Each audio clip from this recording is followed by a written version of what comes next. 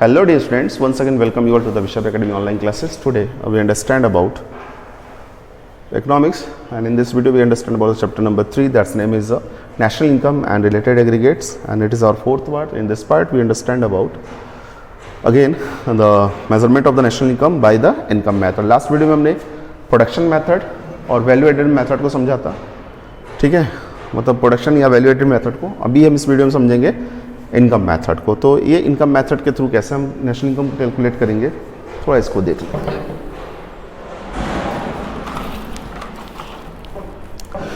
जैसा कि इसमें साफ साफ बात हो रही है किसकी, राइट, इनकम, जी हाँ, मेथड्स की. हम जब इनकम मेथड्स की बात कर रहे हैं तो कहता है in this method the national income is measured in the terms of the factor payment. देखिए मैंने आपको बताया था दो चीजों को,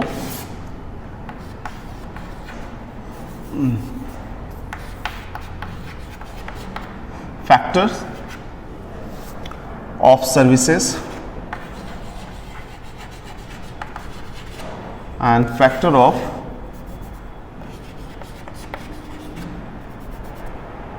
पेमेंट.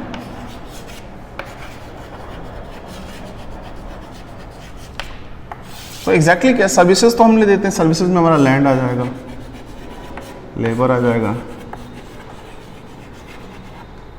कैपिटल आ जाएगा, एंटरप्रेन्योर आ जाएगा.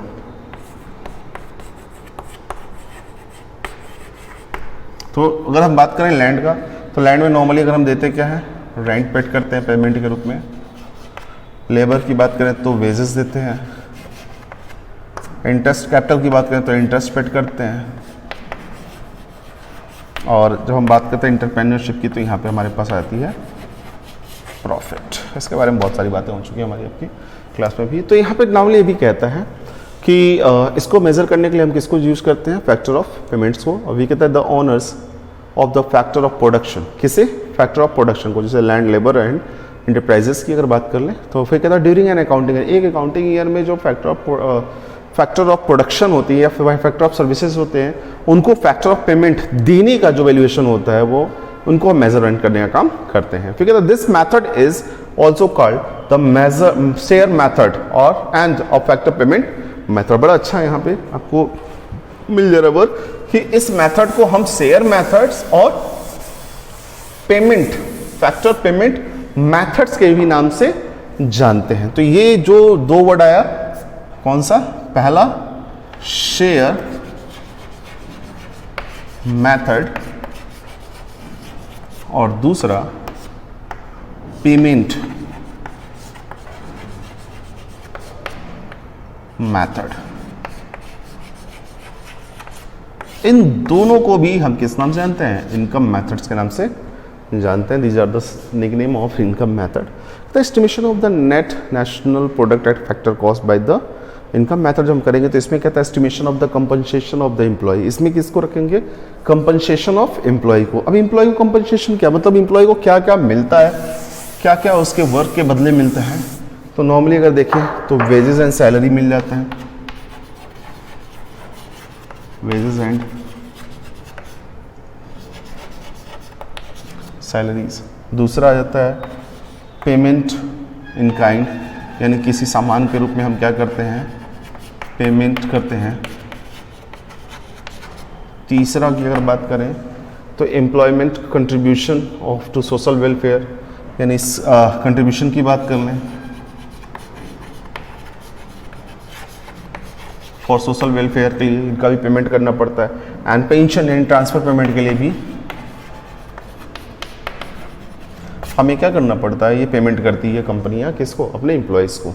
देन ये भी कहता है estimation of the operating surplus. अब इसके बाद हमको, ये तो पेमेंट होगी, जो फर्म क्या करता है अपने एम्प्लॉयज को देता है. और दूसरी सिचुएशन कहता है एस्टिमेशन ऑफ ऑपरेटिंग सरप्लस. ये याद रखिएगा, इसमें से क्वेश्चन आता है ऑपरेटिंग सरप्लस. जब ऑपरेटिंग सरप्लस की बात करेंगे तो इसमें नॉर्मली क्या क्या आते हैं, ऑपरेटिंग सरप्लस. ऑपरेटिंग वर्ड की जब बात करें तो बिजनेस को चलाने के लिए जो भी अमाउंट की रिक्वायरमेंट होती है, जो भी मटेरियल की रिक्वायरमेंट, उसके ऑपरेटिंग कॉन्सेप्ट होता है. और उसके ऊपर जो बेनिफिट होता है, इसमें क्या होता है नॉर्मली अगर देखें रेंट एंड रॉयल्टी कह सकते हैं। Rent and royalty, royalty is the that amount which is given by the lessee to the landlord, यानी कि अगर देखें तो जो लेजी होता है, जो किसी ज़मीन या लैंड वगैरह को या किसी एसेट्स को की राइट्स रखता है, अपनी प्रोडक्शन एक्टिविटीज़ को फोकस करते हुए, अपनी रिक्वायरमेंट को फोकस करते हुए, उसके बदले में जो वो भी रेंट पेड करता है वो रॉयल्टी कहलाती है। फिर इंटरेस्ट की बात कर लें, याद रखिएगा, एंड देन आफ्टर हम बात कर लें किसकी, प्रॉफिट्स की। इन सभी को अगर इंक्लूड करते हैं, इनको फॉर्मुलेट करते हैं, तो इनका फार्मूला जो बनता है वो बनता है क्या, थोड़ा सा ध्यान रखिए इसको, क्योंकि क्वेश्चन आता है इसमें से कई बार छोटे मोटे। Operating surplus is equal to rent और royalty plus interest plus profit. ये हमारा है क्या, ऑपरेटिंग सरप्लस का फार्मूला है, इसको दिमाग में रखेंगे। ठीक है, estimation of the mixed income of self employed. तो नॉर्मली क्या होता है, मिक्स्ड इनकम की बात करें तो कहता है in the income of the firm of the self employed person using their own land, labour and the entrepreneurship for the production of is the termed as a mixed income. यानी कि वो व्यक्ति जो अपने ही फर्म पे काम कर रहा हो, अपने ही बिजनेस को डील करने का काम कर रहा हो, अपना इन्वेस्टमेंट लगा रहा हो, खुद ही लेबर कर रहा हो, तो वो सारी चीज़ों को क्या करता है, खुद ही बियर करने का काम करता है। इसलिए उसके द्वारा जो होने वाला इनकम होता है वो सेल्फ एम्प्लॉयड की सिचुएशन को रिप्रेजेंट करता है, उसका इनकम जो होता है वो मिक्स्ड इनकम होता है। अब जो हम इसको कैलकुलेट करेंगे, estimation of national NDP FC यानी कि net domestic product at factor cost, तो इसको जब हम कैलकुलेट करेंगे तो यहाँ पे हमें याद रखना होगा पहली चीज़ क्या, कि NDP FC is equal to, क्योंकि ये आपका कौन सा मेथड है, इनकम मेथड है, तो थोड़ा सा ध्यान में रखेंगे, कंपनसेशन टू एम्प्लॉय, यहाँ फार्मूले पे ही मैं समझाता हूँ, compensation of employ plus rent and royalties, यानी कि ऑपरेटिंग सरप्लस को इसमें ऐड कर देंगे, plus mixed of self employed, यानी कि यहाँ दो चीजें, ऑपरेटिंग सरप्लस और मिक्स्ड ऑफ सेल्फ एम्प्लॉयड को ऐड करने के साथ साथ कंपनसेशन जो एम्प्लॉयज को दे रहे हैं, यानी कि पेमेंट, फैक्टर पेमेंट जो हम दे रहे हैं, सरप्लस जो दे रहे हैं, और इसके साथ साथ मिक्स्ड इनकम, इन तीन को ऐड कर देंगे तो हमारे पास NDP FC आ जाएगा। जब NDP FC आ जाएगा तो NNP FC को कैलकुलेट करने में, NNP FC को कैलकुलेट करने में हमें बस एक काम करना होगा, NDP FC के साथ NFIA को ऐड कर देना होगा, तो हमारे पास net factor income from abroad आ जाएगा, यानी नेशनल इनकम हमारी वैल्यूएट हो जाएगी। अब प्रिकॉशंस क्या लेना है, ये थोड़ा ध्यान देने वाली चीजें होती है, कई बार हम भूल जाते हैं कि हमको क्या होना है। कहता है income of the illegal activities like smuggling, theft, gambling etcetera should not be included.